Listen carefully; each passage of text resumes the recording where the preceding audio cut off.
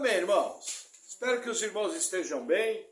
Vamos ao segundo livro do profeta Samuel, capítulo 15, versículo 13, diz assim: Então veio um mensageiro a Davi dizendo: o coração de cada um em Israel segue a Absalão. Até aqui.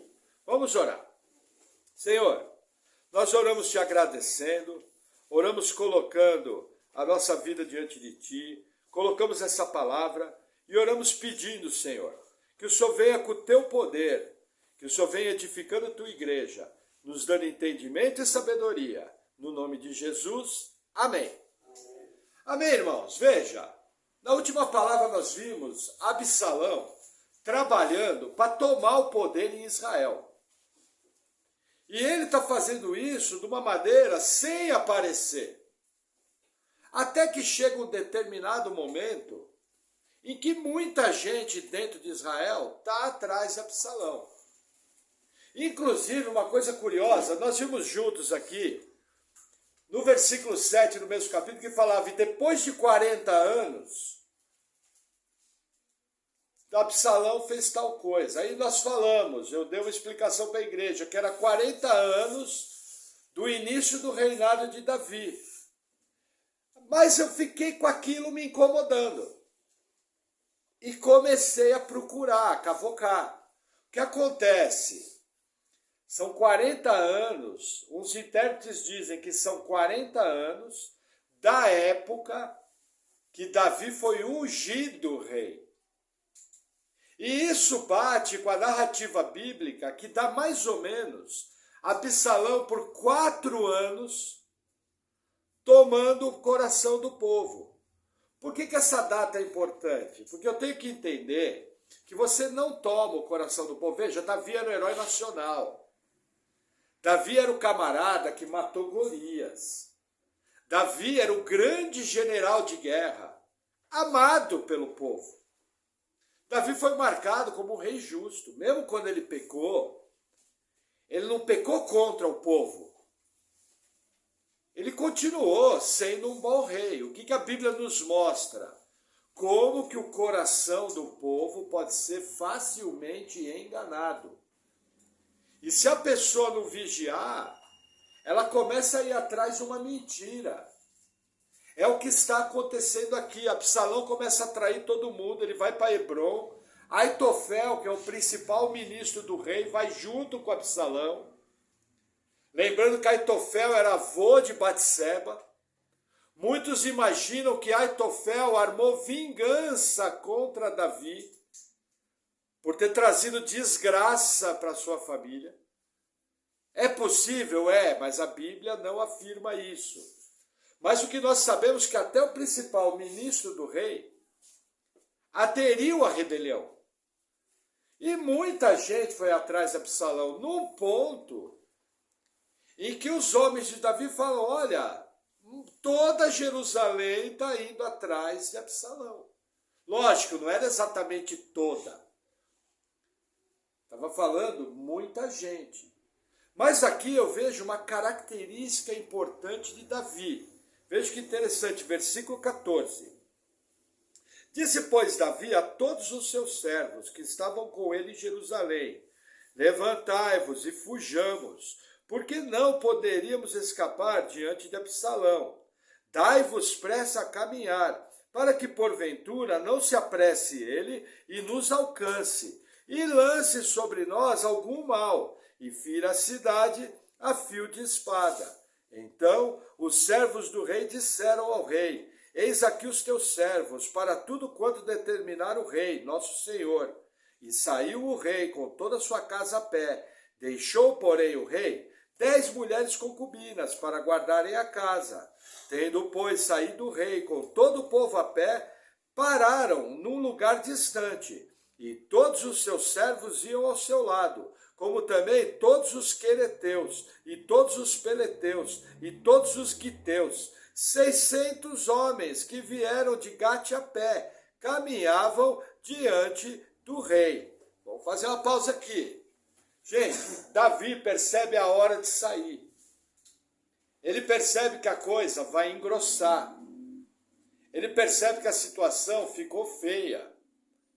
Ele não ficou negociando, pegou toda a sua família e fugiu de Jerusalém. Por quê? Porque ele percebeu que Absalão ia vir sobre a cidade, ia matar todo mundo e inclusive ia passar a cidade a fio de espada. Para evitar essa mortandade da sua família e a mortandade do povo, Davi, esperto que era, foge. E o curioso é o seguinte, nessa fuga, além da sua família, muitos pagãos se juntam a ele, peleteus, guiteus, homens de origem nos filisteus, que viajaram de Gate, que era a cidade do gigante Golias, viajaram a pé para Israel, para estarem juntamente com Davi e viverem em Israel.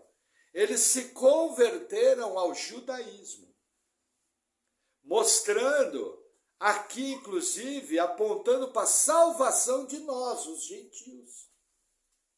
É interessante que a narrativa começa com esses homens, os improváveis, aqueles que qualquer judeu comum desprezaria, por não serem judeus de nascimento. Mas o apóstolo Paulo fala que judeu é o judeu de coração.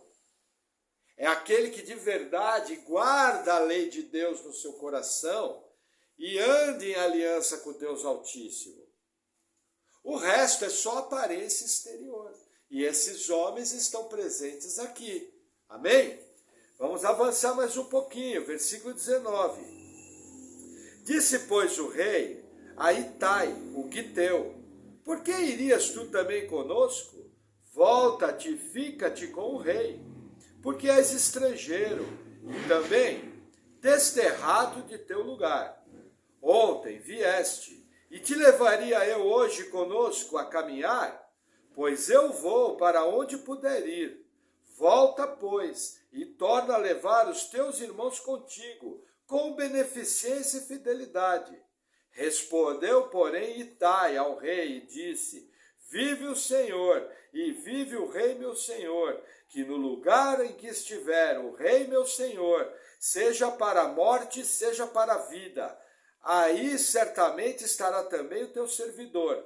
Então Davi disse a Itai: vem, pois, e passa adiante. Assim passou a Itai o guiteu, e todos os seus homens, e todas as crianças que havia com ele, e toda a terra chorava a grandes vozes, passando todo o povo. Também o rei passou o ribeiro de Cedron, e passou todo o povo na direção do caminho do deserto. O que acontece?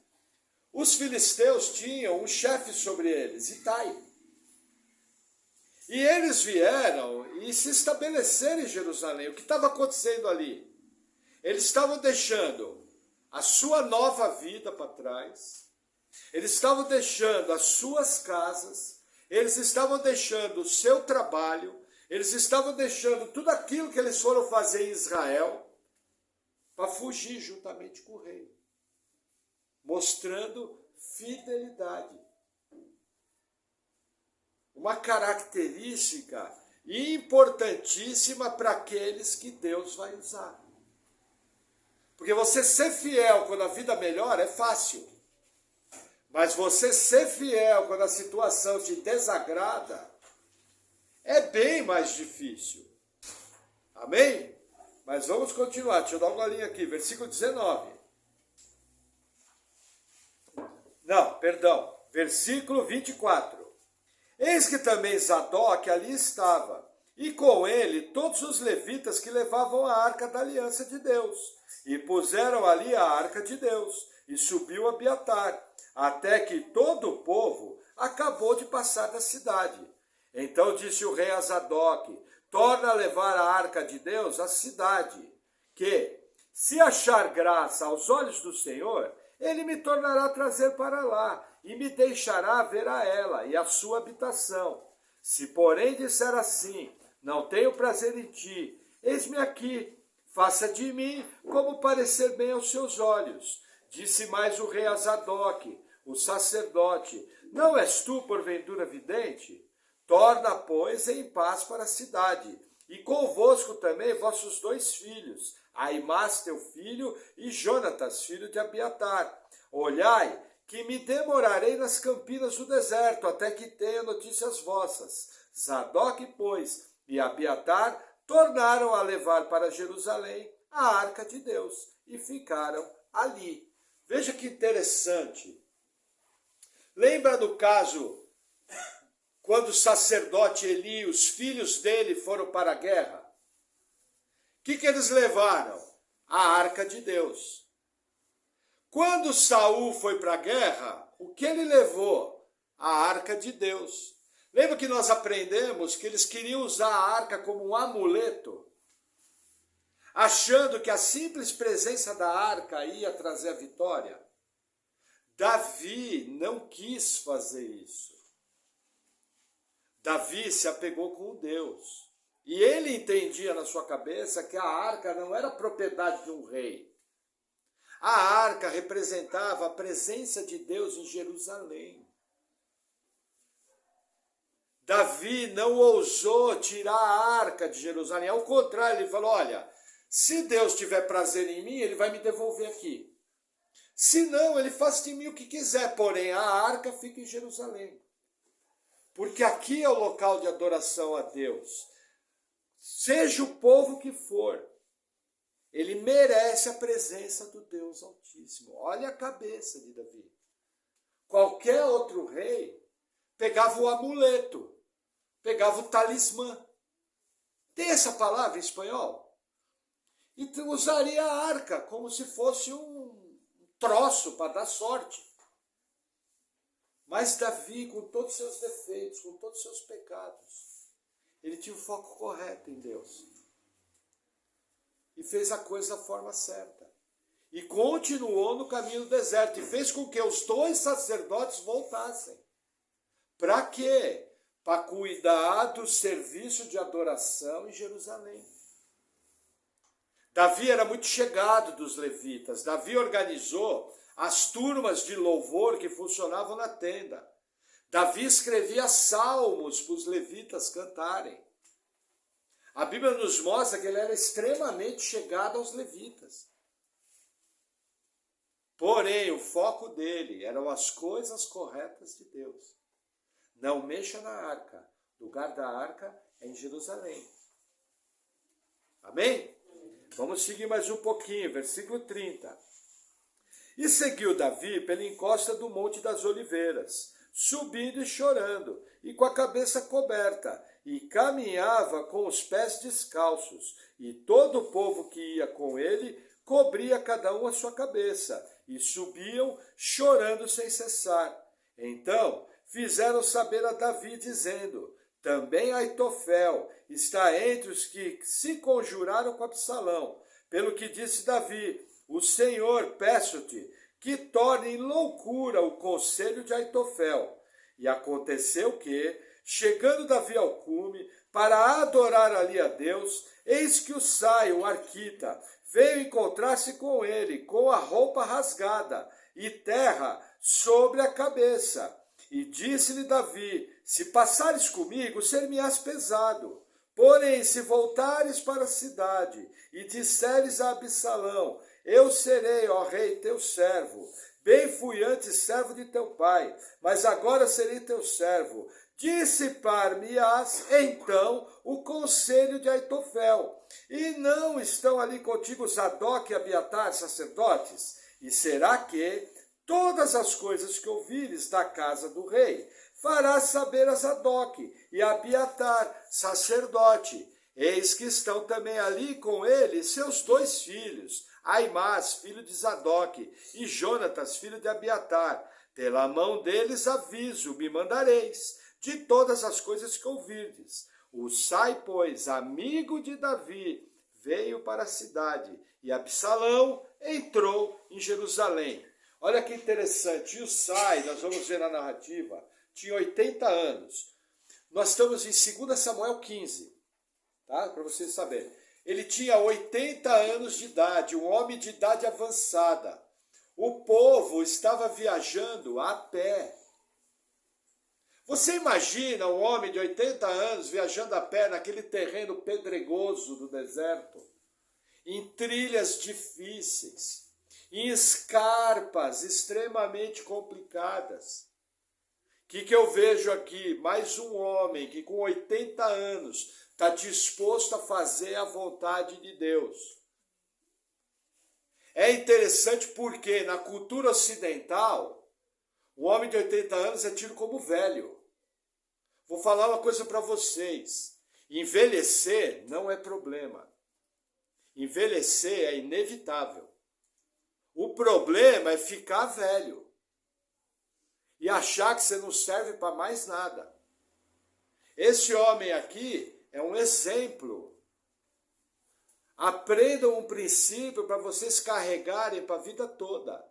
A idade fica no papel. A disposição para servir a Deus e viver sua vida fica no seu coração. Não deixe um papel ditar como você vai viver. Seja abundante, seja fervoroso, faça o que está ao seu alcance. Viva da melhor forma possível. O Sai fez um esforço grande para quê? Para estar do lado do rei. Mas olha que interessante. Avisaram o rei que Aitofel, seu ministro, tinha traído ele. Aí o rei ora, fala, se confunda o conselho dele. Aí o que Deus faz? A sua providência? Manda um Sai, outro sábio. E aí Davi fala, olha, não vem comigo, você vai ser pesado. Você vai ser muito mais útil para mim. Voltar para Jerusalém, dizer que vai servir Absalão, e você vai confundir os conselhos de Aitofel. E juntamente com Zadok, o levita, com Abiatar, o levita, e com os filhos dele, vocês vão me trazer notícia. Davi coloca eles como espiões dentro do governo rebelde de Absalão. É interessante o quê? Davi acabou de orar. Senhor, que se confunda o conselho. Imediatamente Deus dá uma estratégia, envia pessoas que chegam na hora certa, da maneira certa, e são mandados para o lugar certo. A vitória de Davi vai depender diretamente do que esse senhor aqui, esse idoso, o Sai, vai fazer mais à frente. Ele vai ser estratégico. Nos lembrando que às vezes da pessoa que a gente menos espera, é aquela pessoa que Deus vai usar. Deus não vê com os olhos que o homem vê. Deus vê o coração. Não subestime. Deus pode enviar pessoas que você na hora não percebe que são enviadas de Deus. Mas que quando você confere a atitude delas com a Bíblia, quando você testa o coração, você percebe que foram enviadas por Deus. Amém? Vamos seguir mais um pouquinho. Capítulo 16. E passando Davi um pouco mais adiante do cume, que cume? Aqui é o cume do Monte das Oliveiras, nos arredores de Jerusalém. 1000 anos depois, o nosso Rei Jesus vai andar nessas terras. Bem impressionante. Alguns autores falam que tem um paralelo, até algumas coisas lembram. Lógico que nós precisamos ser cuidadosos e não querer trazer esse comparativo. Mas passou pelo mesmo lugar? Passou. Lugares bem parecidos. Mas vamos seguir. E passando Davi um pouco mais adiante ao cume, eis que Ziba, o servo de Mefibosete, vem encontrar-se com ele, com um par de jumentos albardados, e sobre eles 200 pães, com 100 cachos de passas, e 100 de frutas de verão, e um odre de vinho. E disse o rei a Ziba, que pretendes com isso? E disse Ziba, os jumentos são para a casa do rei, para se montarem neles, e o pão e as frutas de verão para comerem os moços, e o vinho para beberem os cansados no deserto. Então disse o rei: Ora, onde está o filho de teu senhor? E disse Ziba ao rei: Eis que ficou em Jerusalém, porque disse: Hoje me restituirá a casa de Israel o reino de meu pai. Então disse o rei a Ziba: Eis que teu é tudo que tem Mefibosete. E disse Ziba: Eu me inclino, que eu ache graça aos teus olhos, ó rei, meu senhor. Olha que interessante, mais à frente nós vamos ver que Ziba mentiu. Ziba prendeu Mefibosete num quarto. Pegou os jumentos, pegou a comida e foi ajudar o rei. Para quê? Para obter vantagem pessoal. Que momentaneamente ele teve. O rei falou: Olha, todos os bens do teu senhor agora são seus. O que a gente aprende aqui? O camarada mentiu, o camarada sequestrou, o camarada enganou. E Deus usou tudo isso para trazer jumentos, eles estavam viajando a pé, vinho para hidratar e comida. Lembra que a Bíblia fala que Deus usa o ímpio para entesourar os crentes, para abençoar os crentes?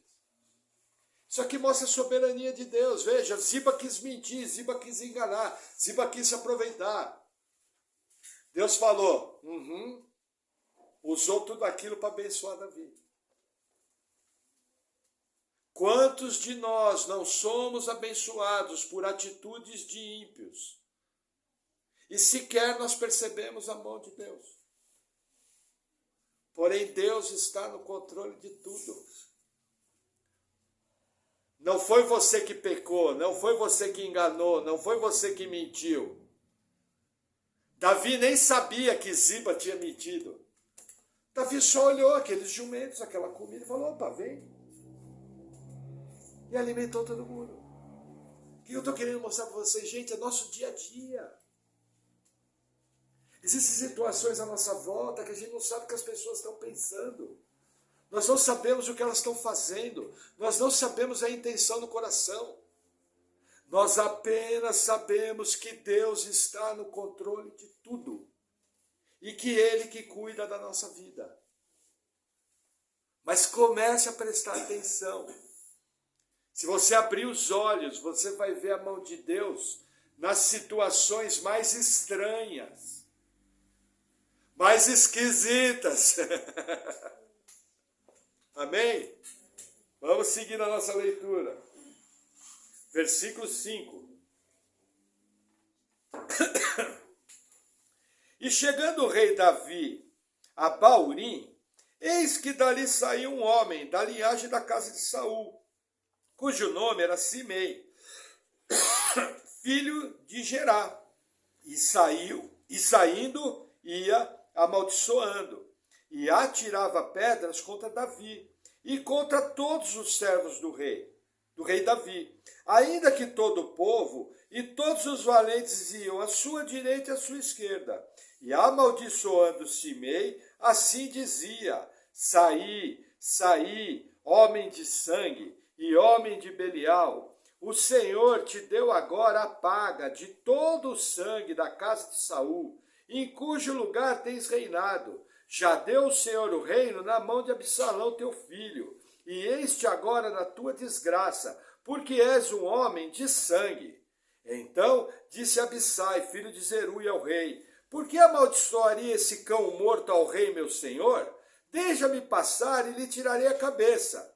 Disse, porém, o rei: Que tenho eu convosco, filhos de Zeruia? Ora, deixai-o amaldiçoar, pois o Senhor lhe disse: Amaldiçoa Davi. Quem, pois, diria: Por que assim fizeste? Disse mais Davi a Abissai e a todos os seus servos: Eis que meu filho, que saiu das minhas entranhas, procura a minha morte. Quanto mais ainda esse bexamita? Deixe-o que amaldiçoe, porque o Senhor lhe disse: Porventura, o Senhor olhará para a minha miséria, e o Senhor me pagará com bem a sua maldição desse dia. Prosseguiram, pois, o seu caminho, Davi e os seus homens, e também Simei, ia ao longo do monte, defronte dele, caminhando e amaldiçoando, e atirava pedras contra ele, e levantava poeira. E o rei e todo o povo que ia com ele chegaram cansados e refrescaram-se ali.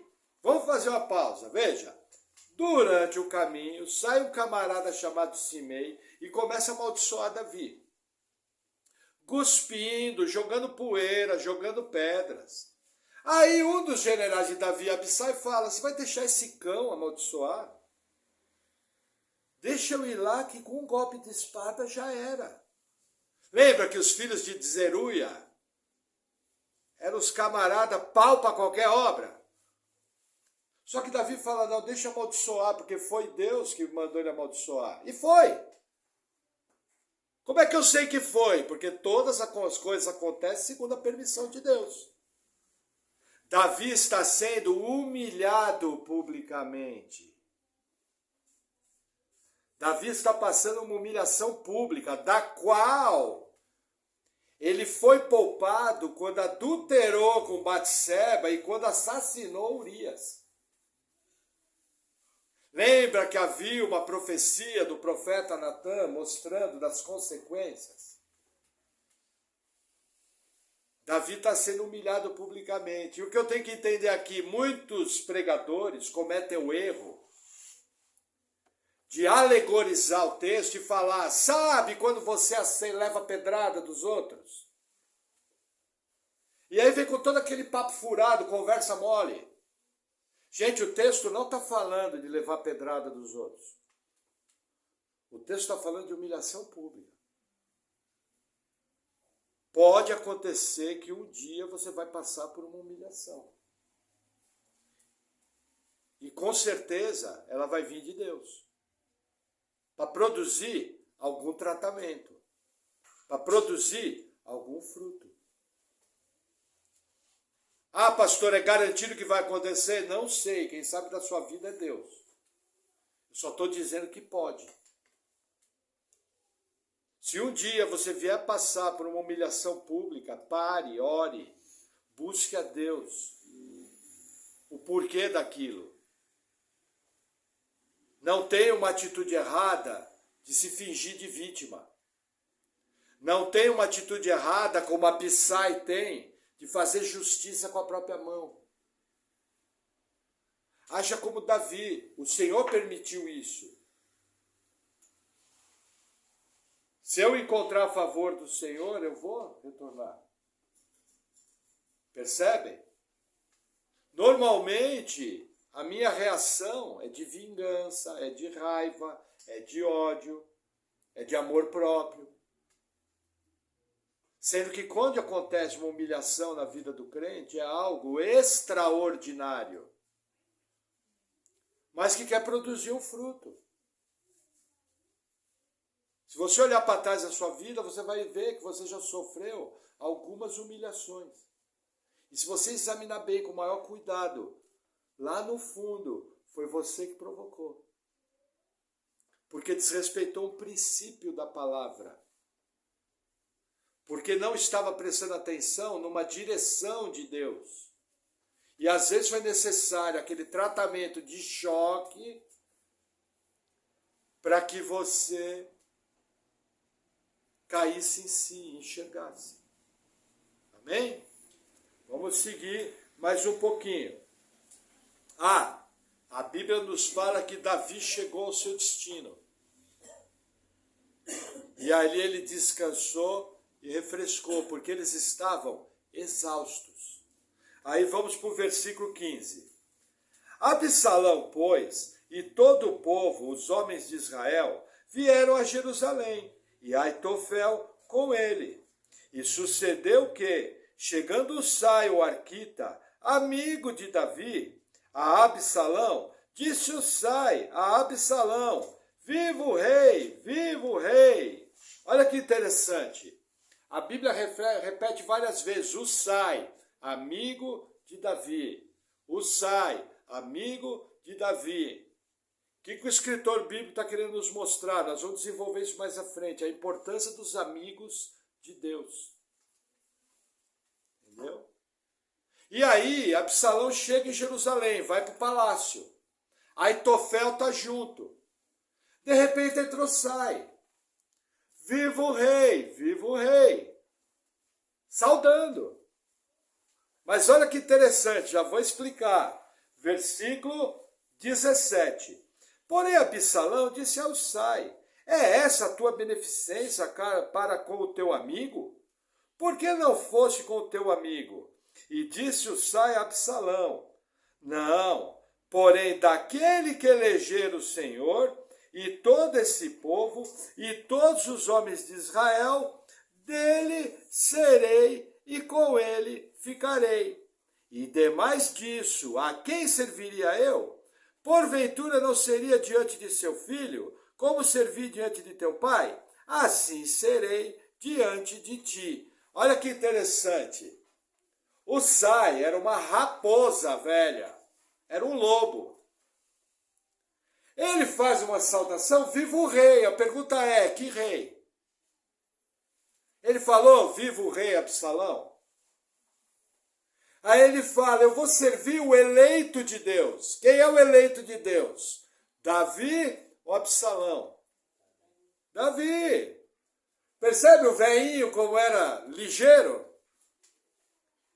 Ele fala uma frase ambígua, com duplo sentido.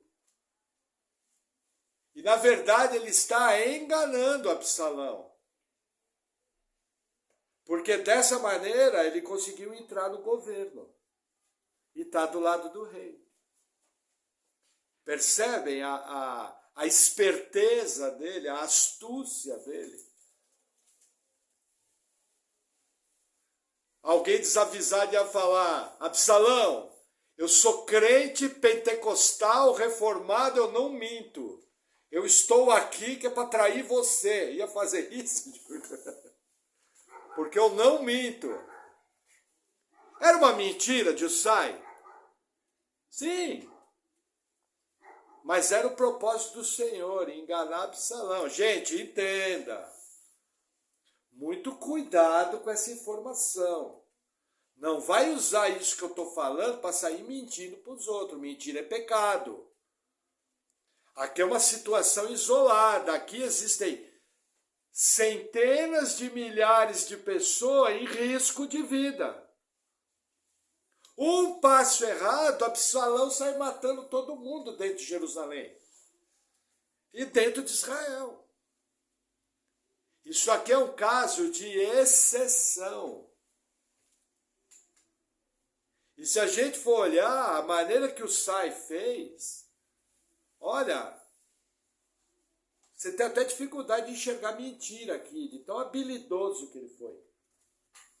Ele escolheu a palavra certa, viva o rei, vou servir o ungido do Senhor. E aí ele não mentiu, eu estou aqui para servir o governo, só que ele só não falou que ele ia servir para enganar o outro conselheiro. Metade da história ele guardou no bolso. Você não precisa falar tudo. Aonde que está na Bíblia que você precisa falar tudo? A Bíblia não ordena que você seja prudente em palavras? Tem que tomar cuidado. Na multidão das palavras mora a transgressão. Está escrito na Bíblia. Quem fala muito, erra muito. 2 orelhas, uma boca. Aquele que domina a sua língua é capaz de dominar seu próprio corpo. Amém? Vamos seguir mais um pouquinho. 20. Então disse Absalão a Aitofel, dai conselho entre vós sobre o que devemos fazer. E disse Aitofel a Absalão, possuí as concubinas de teu pai, que deixou para guardarem a casa, e assim todo Israel ouvirá que te fizeste aborrecível para com teu pai, e se fortalecerão as mãos de todos os que estão contigo. Estenderam, pois, para Absalão uma tenda no terraço, E Absalão possuiu as concubinas de seu pai, perante os olhos de todo Israel. E era o conselho de Aitofel, que a aconselhava naqueles dias, como se a palavra de Deus se consultara. Tal era todo o conselho de Aitofel, assim para com Davi, como para Absalão. O que a Bíblia fala? O conselho de Aitofel tinha peso. Tinha gente que achava que era como se Deus falasse. A Bíblia não diz isso. A Bíblia está falando da importância. Mas aí ele dá um conselho interessante. Ele fala, você vai possuir as concubinas do seu pai. Isso queria dizer que Absalão estava trazendo poder para a sua mão. Ao possuir as concubinas do pai, isso tinha um significado político. E aí o que ele fez? Foi armado uma tenda no terraço. Que terraço? O mesmo terraço que Davi, anos antes, viu Batseba tomar banho. O mesmo terraço que Natã, o profeta, falou, o que você fez no escuro, vão fazer para todo Israel ver. Aitofel, sem saber, estava dando um conselho que iria cumprir a palavra profética de Natã. Percebem o agir de Deus? Agora, entende como foi essa cena? Quando a Bíblia fala que foi diante de todo Israel, como foi? Montaram uma tenda, Absalão estava sentadão lá no terraço, aquela festa no terraço, sabe festa na laje da casa? Não sei se na Venezuela tem, o pessoal faz festa na laje, no telhado, mesma coisa. E aí ele pegava uma das 10 concubinas do seu pai, que ficaram tomando conta da casa, e entrava com ela para dentro da tenda. Para quê? Para ter relação sexual. Fechado. Mas o povo sabia que ele tinha possuído elas. Entendeu? E aí ele saía com ela. Agora veja que interessante. Primeira coisa, cumpriu a palavra de Natã. Segunda coisa, para possuir 10 concubinas, Absalão teve que levar algum tempo. Ele não pôde possuir as 10 no mesmo dia.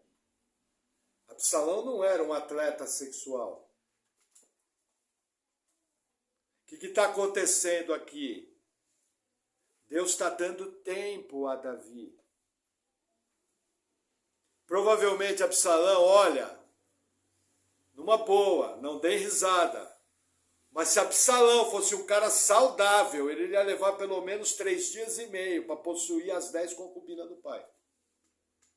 Os irmãos estão me entendendo, né? Não preciso desenhar. Mas quem está ganhando tempo com isso? Davi. Percebem Deus agindo por trás. A mão poderosa de Deus guiando tudo. É isso que acontece na minha vida e na tua. Existem coisas que estão acontecendo agora com pessoas que você tem ligação, que você nem sabe. E a mão poderosa de Deus está movendo por trás dessas pessoas, a teu favor. Acorda. Ah, mas ele está pecando. Talvez a teu favor. O que Absalão está fazendo aqui? Está correto? Não. São as concubinas do seu pai. Mas Deus está usando aquilo para executar o seu juízo, para cumprir a palavra profética e para dar mais tempo para Davi. Eu estava vendo um estudioso falando, ele falou, olha, pela idade de Absalão, Absalão levou pelo menos 5 dias para possuir todas as concubinas. Entendeu? E eu concordo com esse comentarista. Absalão era jovem, mas espera lá. Foi o tempo suficiente para Davi respirar. Essa ilustração que eu acabei de fazer não é uma ilustração comum. Mas vocês concordam que eu tenho que ir lá na história? Eu tenho que ver a cena diante de mim. imaginar o que aconteceu, guardando a santidade. E entender qual foi o benefício. Temos que ter essa maturidade. A vida é prática.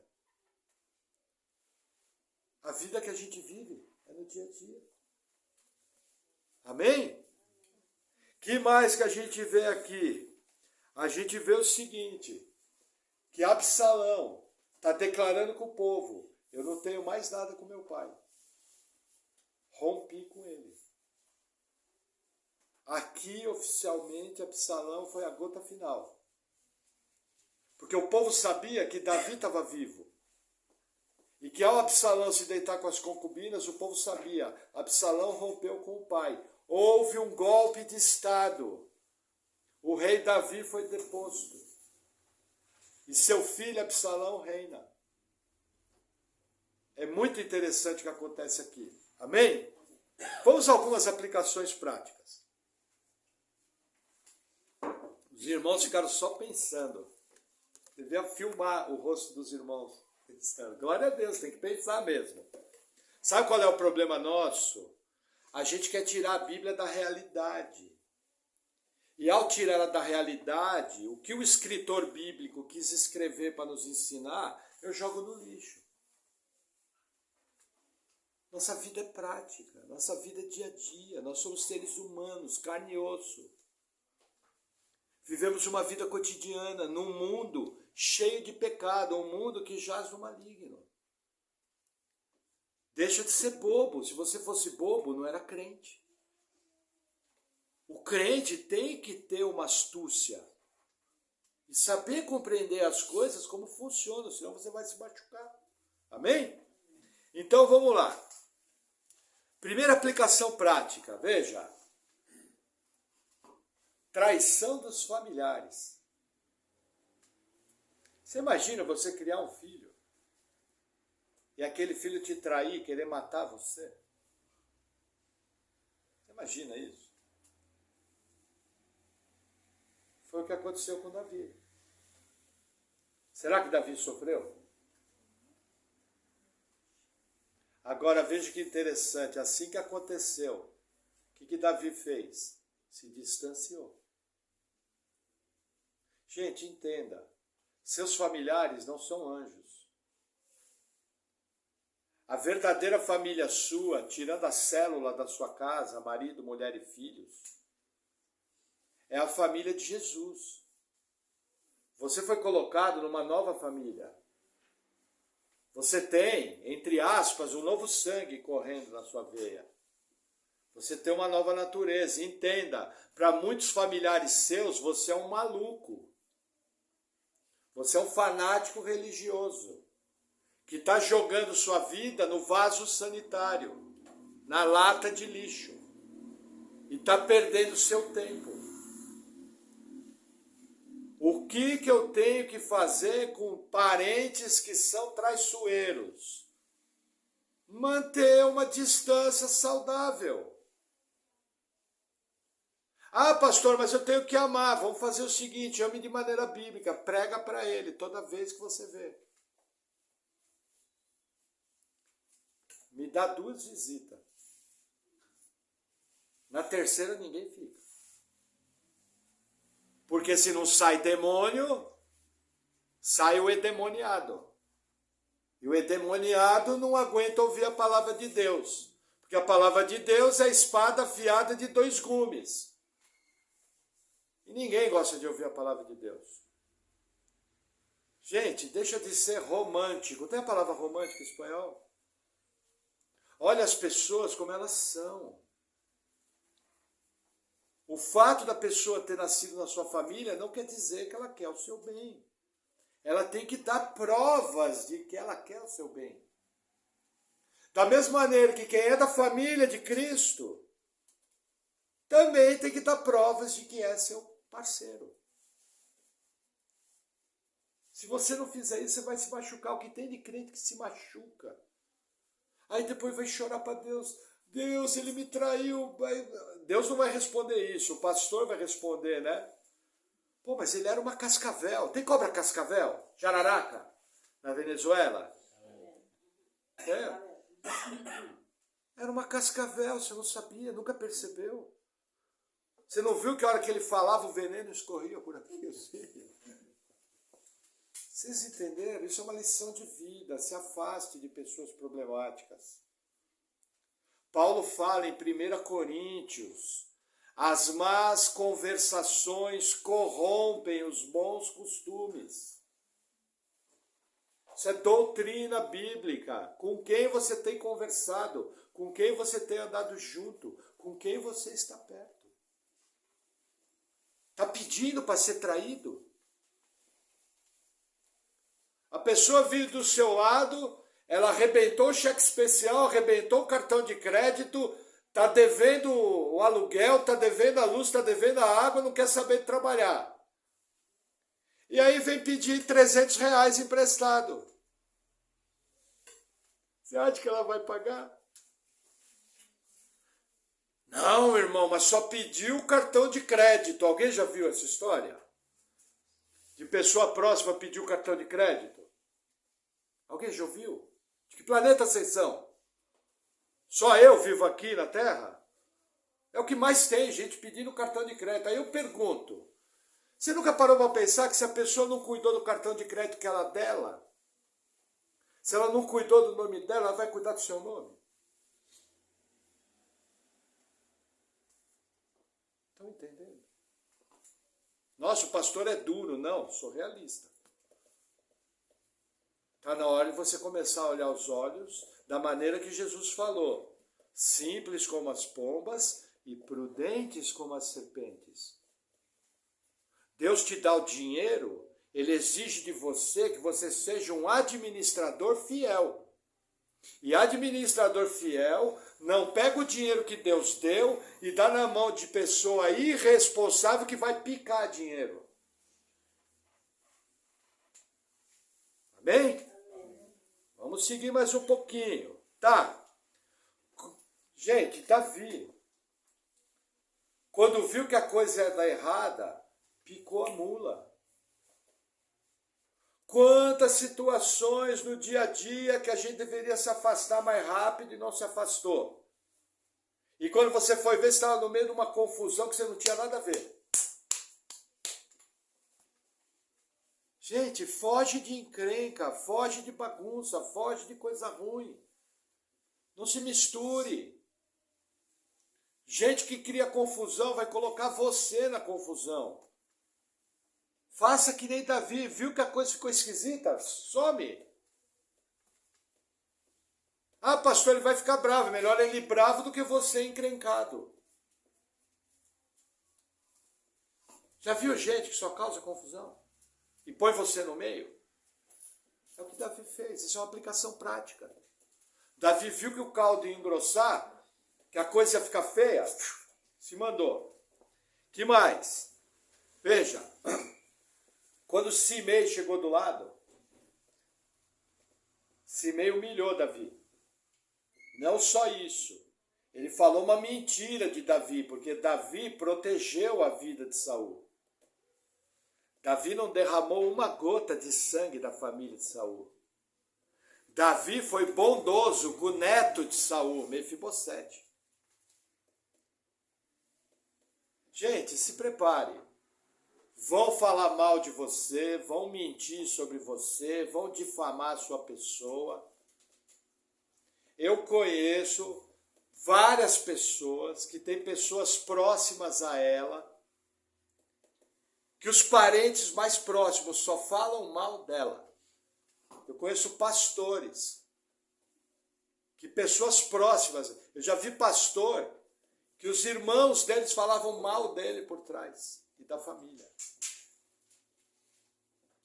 O mundo jaz no maligno. O que você faz com pessoa que fala mal? Distância. Como você percebe que alguém fala mal? Se a pessoa vem falar mal dos outros para você,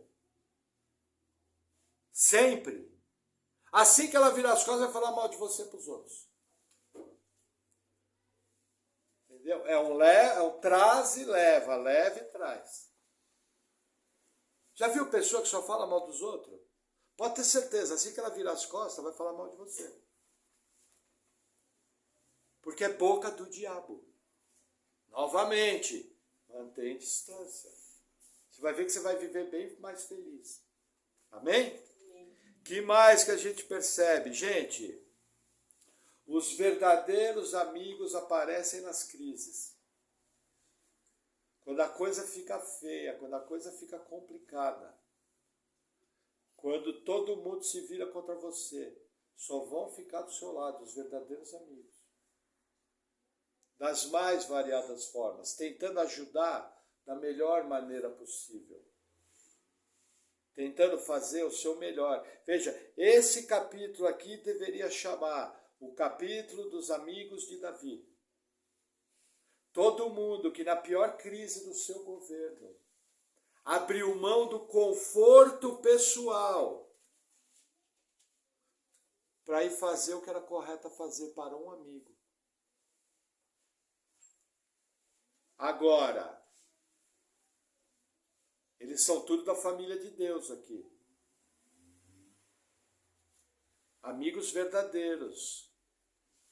Você vai encontrar dentro da igreja. Pode encontrar alguém fora? Pode. Mas gente nascida de novo é muito mais fácil ser um amigo verdadeiro. Percebe? Que mais que eu percebi aqui? Tá. Gente, crises. Você tem uma certeza sobre as crises. Elas vão chegar. Não existe vida de cristão sem crise. Problemas você não precisa criar. Eles vêm sozinhos. Agora eu vou falar bonito. Tão certo como vive o Senhor, as crises vão vir. A pergunta é, quando a crise chegar, você vai sentar no chão chorando, ficar se arrancando os cabelos e lamentando, ou você vai tomar uma atitude prática em Deus, buscar a vontade de Deus e buscar resolver o problema? Essa é a pergunta. Tem crente que só fica preso nos problemas. Você não é pago para ficar preso nos problemas. Você é pago para resolver. Buscar estratégias em Deus e resolver. E confiar no poder de Deus, e confiar na providência de Deus, e confiar no braço forte do Senhor. Amém? Tá? E aí a última aplicação que eu separei aqui, a importância do conselho bíblico. A sabedoria habita em meio ao conselho sábio. Quando você tiver algum problema, quando você tiver alguma situação, você precisa do conselho bíblico. A única maneira de resolver é via sabedoria bíblica. Para isso que Deus criou um corpo. Esse corpo tem um nome, igreja. Esse corpo tem um líder, o pastor. Esse corpo tem irmãos maduros, aqueles irmãos experimentados na fé, que são instrumentos da graça de Deus para ajudar você quando você tem problema. Só que entenda, a ajuda verdadeira só vai vir da sabedoria bíblica. Não vai vir de sabedoria humana. Qual é nosso papel? Buscar a Deus de todo o nosso coração. Amém? Vamos orar? Senhor, nós oramos te agradecendo, colocamos a nossa vida diante de ti e oramos pedindo, Senhor, que o Senhor venha nos conduzindo em tudo, nos dando sabedoria, nos dando discernimento, que nós saibamos como entrar, como sair, que em tudo possamos olhar com os teus olhos. Senhor, que o teu reino venha sobre a nossa vida e que o Senhor nos livre de todo mal. No nome de Jesus, amém. Amém, irmãos. Glória a Deus.